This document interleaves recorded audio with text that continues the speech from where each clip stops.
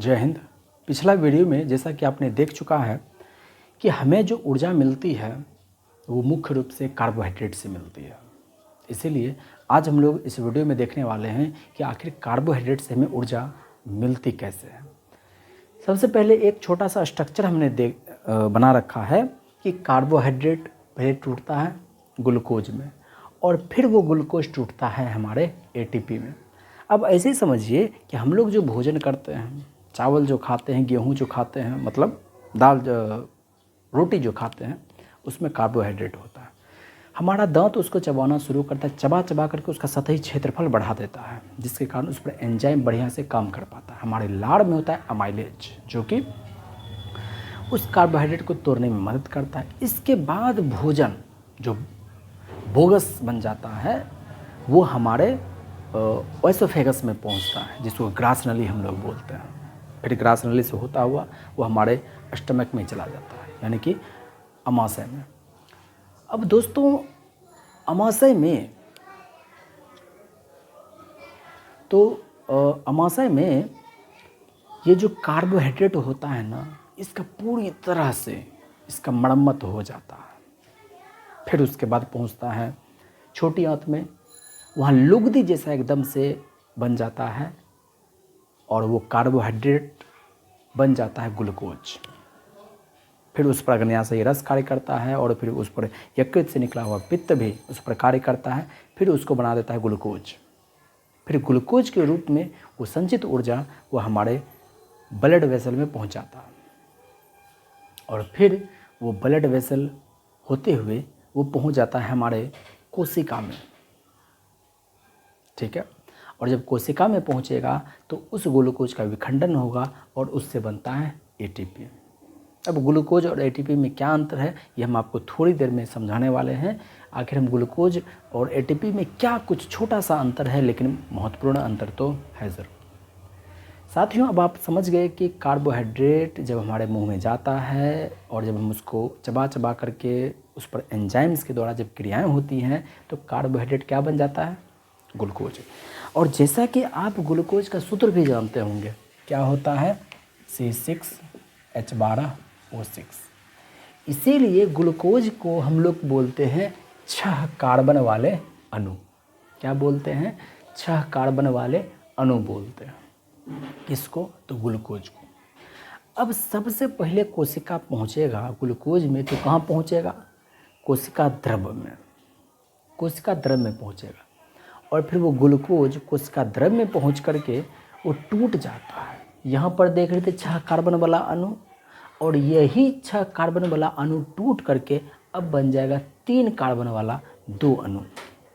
और यही जो 3 कार्बन वाला अणु जो बनता है ना, इसी को हम लोग बोलते हैं पायरुवेट। पायरुवेट कोई खास अलग शब्द नहीं है, ग्लूकोज का ही सरल रूप है। पायरुवेट बोलते हैं 3 कार्बन वाला अणु, और वहीं पर ग्लूकोज जो होता है वो 6 कार्बन वाला अणु होता है। कभी कभी आप इसी पायरुवेट का नाम सुनते होंगे, पायरुविक अम्ल। तो अब आप समझ चुके हैं पायरुवेट जो कि ग्लूकोज से बनता है। ग्लूकोज जो 6 कार्बन वाला अणु है, वहीं पर पायरुवेट जो है 3 कार्बन वाला अणु है, और यहाँ पर 6 है, तो इस हिसाब से 2 अणु तो हमें मिलेगा है। ये जो ग्लूकोज जो टूट रहा है पायरुवेट में, ये हमारा प्रथम चरण है, और यहाँ पर ग्लूकोज जो टूट रहा है, इसी क्रिया को हम बोलते हैं ग्लाइकोलाइसिस। अब हमारा देखिए पायरुवेट, ये ग्लूकोज कहाँ पहुँच चुका है? कोशिका द्रव में, और कोशिका द्रव में ये ग्लूकोज टूट चुका है पायरुवेट में। अब क्या होता है, ये पायरुवेट जब हमारे कोशिका द्रव में पहुँच चुका है तो इसके बाद क्या है कि उसको ऑक्सीजन मिल जाएगा। अगर उसे ऑक्सीजन मिल गया तो उसको धकेलते हुए लेके चला जाता है कहाँ? माइटोकॉन्ड्रिया में। और माइटोकॉन्ड्रिया में जब ये पायरुवेट जाएगा तो इसका पूर्ण विखंडन होता है, और जिसमें कि कार्बन डाइऑक्साइड, हाइड्रोजन, ये जल, ये तो बनेगा ही, और साथ ही साथ भरपूर मात्रा में ऊर्जा बनता है। दूसरी बात, यदि इस पायरुवेट को ऑक्सीजन ना मिले तो क्या होगा? और ये ऑक्सीजन को नहीं मिलेगा तो बेचारा कहाँ जाएगा? वहीं रह जाएगा। जैसे आदमी को हवा लगता है तो उड़ियाने लगता है, ठीक उसी तरह से जब पायरुवेट को हवा लगता है ना ऑक्सीजन का, तो ये भी उड़ियाते हुए कहाँ चला जाएगा, माइटोकॉन्ड्रिया में। और माइटोकॉन्ड्रिया में जब विखंडन होगा पायरुवेट का तो एटीपी बनेगा, ऊर्जा बनेगा। अब जब हवा नहीं मिलेगा तो क्या होगा, जब बेचारे को हवा नहीं मिलेगा, ऑक्सीजन नहीं मिलेगा, तो उड़ियाने का उसमें ताकत तो रहेगा नहीं, वो वहीं पर कोशिका द्रव में ही रह जाएगा और बन जाएगा पायरुवेट क्या, तो लैक्टिक अम्ल। अब साथियों यहाँ पर समझ रहे होंगे कि O2 की कभी O2 मिल जाता है, कभी O2 नहीं मिलता है, क्या मामला चल रहा है यहाँ पर।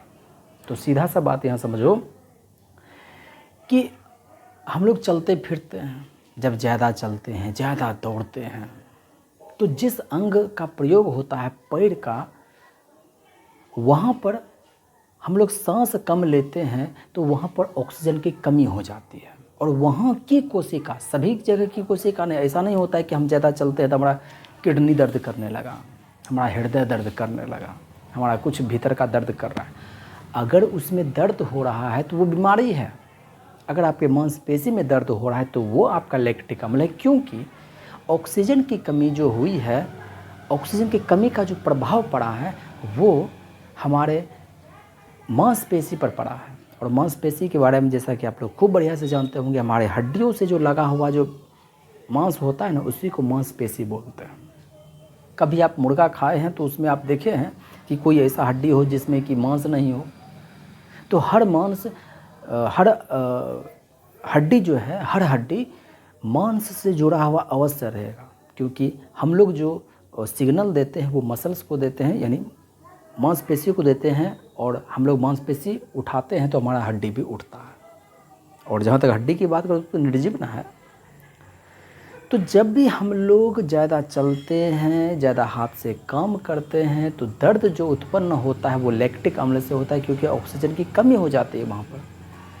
और वहीं पर जहाँ पर ऑक्सीजन की कमी नहीं रहती है, ऑक्सीजन भरपूर मात्रा में रहता है, तो ये जो हम लोग पायरुवेट देख रहे हैं ये सीधा से चला जाता है माइटोकॉन्ड्रिया में, और माइटोकॉन्ड्रिया में इसका होता है पूर्ण विखंडन, जिसके बाद एटीपी का निर्माण होता है। अब साथियों समझिए कि आखिर एटीपी जो हम लोग यहाँ पर देख रहे हैं, ग्लूकोज जो देख रहे हैं, इन दोनों में अंतर क्या चीज़ का है। ऐसे समझिए कि कोशिका है हमारा कारखाना, कोशिका हमारा क्या है, कारखाना है। और कोई भी कारखाना बिना ऊर्जा का नहीं चल सकता है। तो हमारा भी कोशिका बिना ऊर्जा का कैसे जीवित रहेगा, कैसे अपना काम करेगा, तो इसको चाहिए ऊर्जा। अब ऐसे समझिए, आपको हम सोने का बिस्किट दे देंगे और कहेंगे जाइए आप इसे सामान खरीद के आइए, तो आप क्या करेंगे, सबसे पहले आप उसको सोनार के यहाँ लेके जाइएगा ना। तो ग्लूकोज भी ठीक उसी तरह से सबसे पहले जाता है कोशिका द्रव में। कोशिका द्रव में ये 6 से बन जाता है 3 कार्बन वाला अणु, और उसके बाद ये अगर इसको ऑक्सीजन मिल गया तब पहुंच गया माइटोकॉन्ड्रिया में, माइटोकॉन्ड्रिया में बन गया एटीपी। अगर ये कोशिका द्रव माइटोकॉन्ड्रिया में नहीं जा पाया तो वहीं पर रह गया तो बन गया लैक्टिक अम्ल, जो कि पसीना के रूप में हमारे शरीर से बाहर निकल जाता है। और फिर कुछ देर के बाद, जैसे मान लीजिए खूब चलेंगे, खूब दौड़ेंगे, तो 10 मिनट आराम कर लेते हैं तो लैक्टिक अम्ल हमारा ब्लड में ना मिल जाता है, जिसके कारण हमें दर्द से आराम महसूस होने लगता है। तो यहाँ हम देख रहे हैं कि आखिर ग्लूकोज का डायरेक्ट उपयोग कोशिका नहीं करता है, एटीपी के रूप में करता है। एटीपी जो है ना हमारा करेंसी है, रुपया।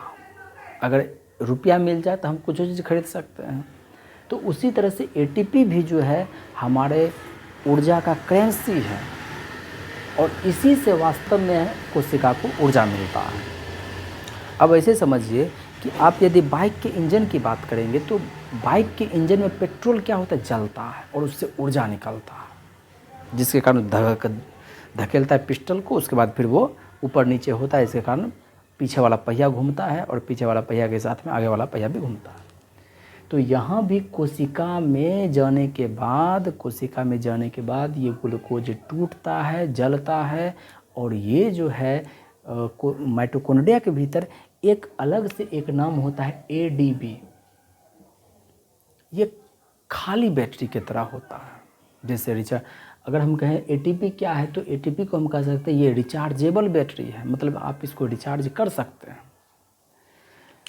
लेकिन ये एटीपी ऐसे नहीं बनता है, पहले रहता वो एडीपी है, इसमें ऊर्जा नहीं होता है। जब ये ग्लूकोज कोशिका में आता है, कोशिका उसको जलाता है ग्लूकोज को, तो फिर ये एडीपी चार्ज हो जाता है और ये एडीपी बन जाता है एटीपी। और यहाँ पर 3 फॉस्फेट जो है आपस में रासायनिक बंधन के द्वारा जुड़े रहते हैं, और फॉस्फेट जब अलग होता है तो उससे ऊर्जा निकलती है, जिसके कारण कोशिका अपना कार्य कर पाता है। कोशिका जब कार्य करेगा तो हम अपना हाथ, जो कुछ भी काम करते हैं, हाथ से कोई चीज़ उठाना हो, पैरों से चलना हो, ये सारा कुछ हमें एटीपी से ही ऊर्जा मिलती है।